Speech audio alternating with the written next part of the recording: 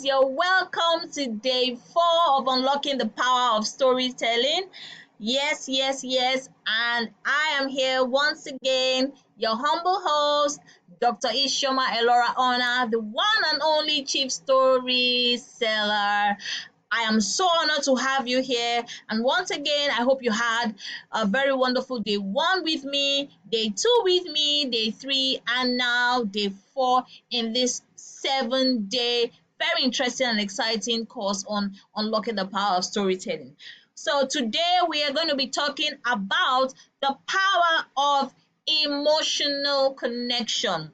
You really cannot achieve much with storytelling if you are unable to connect emotionally with your audience. The truth of the matter is that to be able to convert your leads, convert your clients, influence your audience, they have to be able to emotionally connect powerfully with your content or with your words, whether it's written, whether it's been said.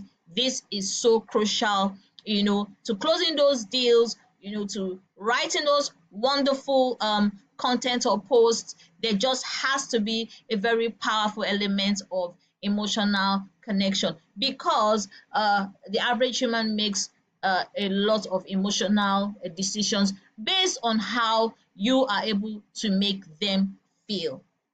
Okay, and as a storyteller, you have the power to move, you have the power to inspire, and you have the power to motivate your audience.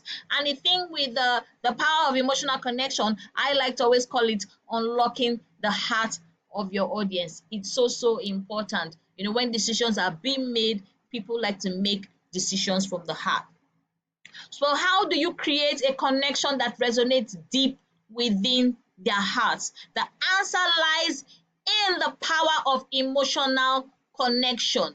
Emotional connection is the secret sauce that transforms a good storyteller into a great one. Anybody can tell stories, but to be defined as a great storyteller, you need to be able to know how to connect to the heart of your audience, and you have to leave a lasting impact on your audience.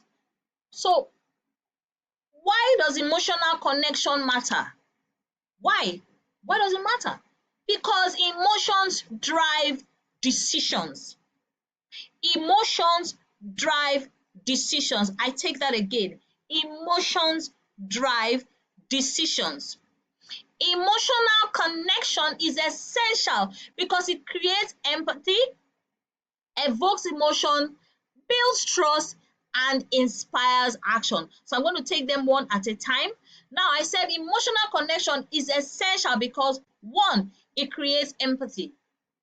Emotional connection helps your audience understand and relate to your story on a very deep level, not surface. We don't want surface here. The level has to be deep for them to be able to, for you to be able to, influence them to make that decision you want. And the second one is, if it's the emotional connection is essential because it evokes emotions. Emotional connection evokes emotions, and it makes your audience feel invested in your story. They feel like a part of you already, like a kindred spirit, like they know you. Your story just makes them want to know you more or feel like, I know her, I understand him.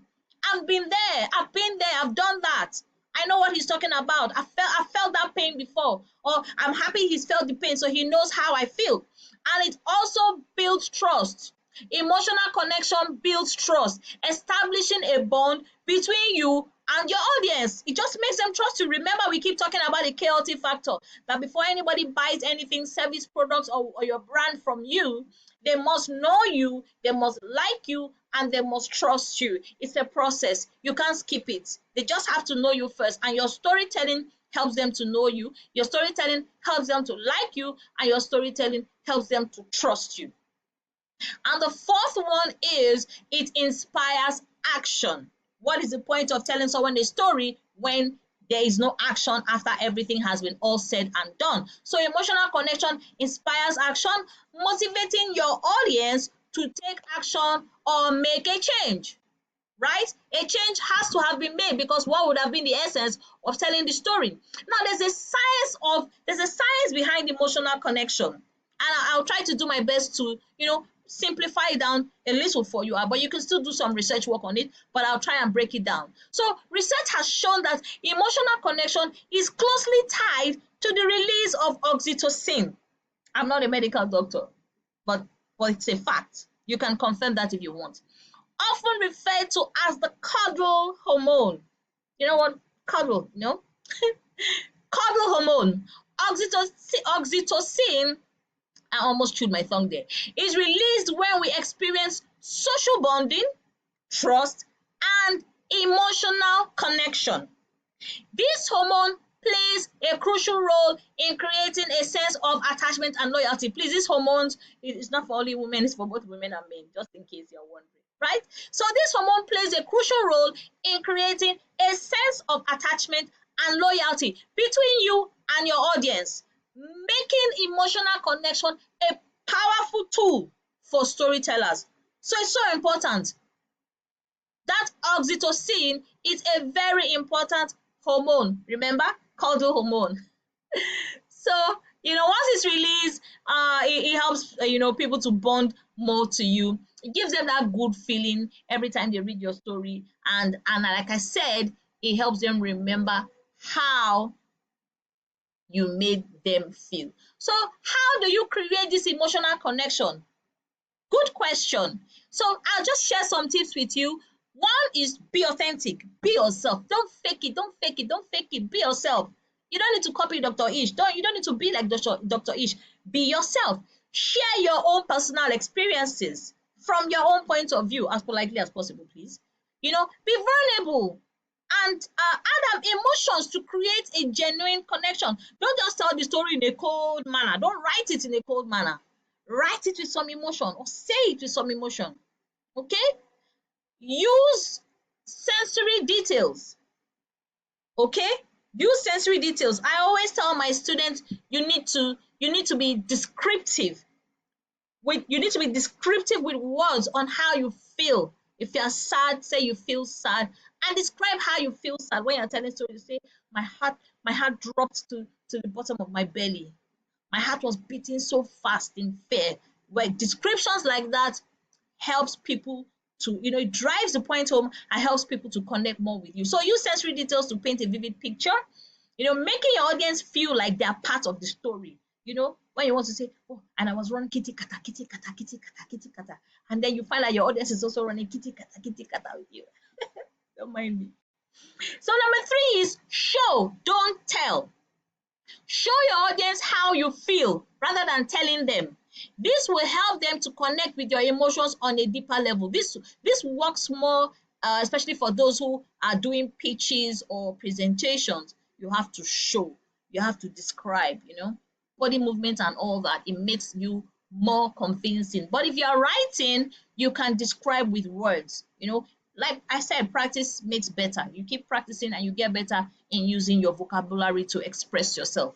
So use emotional triggers like music, images, or metaphors to evoke emotions and create a connection. Of course, that's better for physical presentations, but just so you know, and then make it personal. Make your story personal, sharing your passions, values, and motivations to create a connection with your audience. So important. Now, the power of being vulnerable. Do you know being vulnerable is a superpower? I know many people usually think being vulnerable means you are weak. No, it's not weakness anymore. Maybe in the 1960s or years back, but now being vulnerable is a superpower. Just as long as you know how to manage the balance.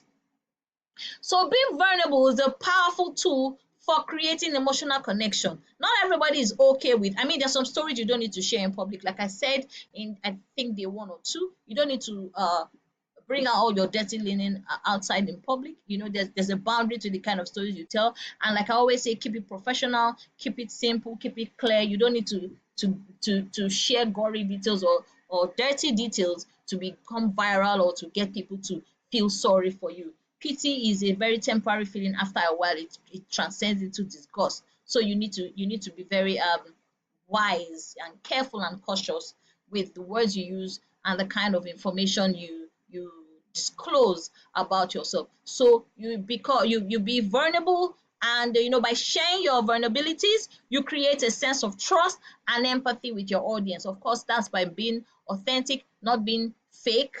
So being vulnerable shows that you are human.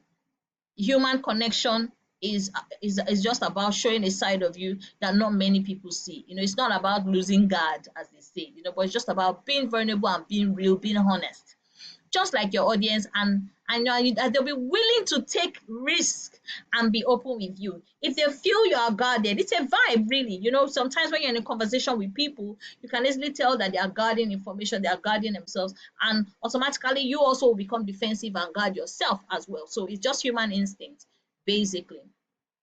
So that's just to buttress the fact that emotions drive decisions. So as usual, we have an example of David, who's a coach and who was having a serious problem in sales, basically because he did not know how to connect emotionally with his clients. But once he was able to overcome that, his sales increased by 25% after using emotional storytelling, not pity storytelling, not fake stories just to make people feel sorry for you or telling lies. No, it's just telling the real story, the authentic story, by being vulnerable and sharing the parts that are relevant, in terms of pain points of your clients, by telling them how you feel. Oh, I was so overweight and I was always feeling ashamed. I didn't want to be taking pictures. I hate looking at myself in the mirror. So if someone else who is also in this same situation hears what I'm saying or reads what I'm saying, maybe if I write it down, they can also feel the same pain points